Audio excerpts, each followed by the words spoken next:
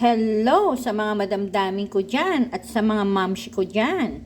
Meron na naman tayong menu for the day. Ayan, kagaya ng nakikita nyo mga madam, meron tayo ditong pinaritong tulingan. Kailangan natin i-flex ito mga madam. Kasi sa aminin nyo man at sa hindi, napakahirap mag-isip ng ulam. Kaya ayan, ako na ang gumagawa para sa inyo. Tayo ditong pabawang, meron tayong kamatis, meron tayong luya na pampaalis ng lansa. At meron din tayong gata kasi ginataan nga yan. At meron tayo ditong napakamahal na sibuyas. Meron din tayo ditong sili. At meron tayong lemon mga madam. Kasi version ko to. At itong lemon ko ay masisira na kaya isinama ko na. Meron din tayo ditong pagulay. Meron tayong pechay mga madam. Ayan. So ipapakita ko sa inyo mga madam kung gaano kadaling lutuin yan. Ayan, nagpainit na tayo mga madam ng oil. Siguro mga 2 kutsara lang yan mga madam. And then ilagay na natin ang ating luya. Siyempre, inanext natin yan ang ating bawang. Tingnan natin ang ating bawang. Tumutin natin kasi ang mahal ng mga bilihin ngayon.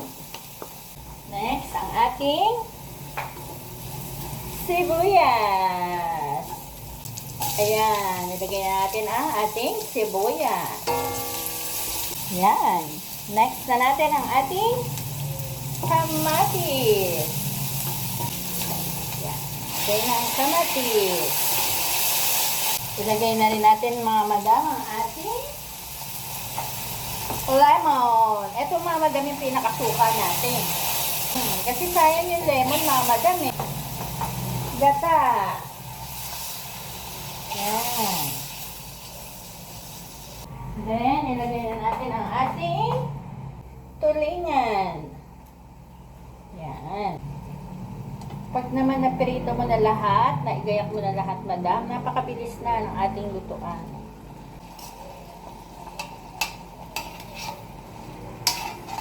Yan. Lagyan natin asin. Puro mga kalahating kutsarang asin. Siyempre, laging pampabalansin natin mga madam ay sugar.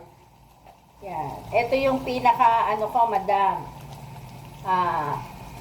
Bechin, asukal. Imbis na bechin, asukal na lang nilalagay ko mga madam. Lagyan ko pa siya ng konting suka kasi hindi naman siya umasim ng husugo sa lemon. Lagyan ko siya ng 2 kutsarang suka. 3 na. Kasi gusto ko medyo maasim-asim. Nanganghang. Ayan mga madam. So huli natin inilagay yung ating gulay. Yung ating pechay. Ayan. So tatakpan natin yan. Tapos maya-maya papakita ko sa inyo ang ating finished product.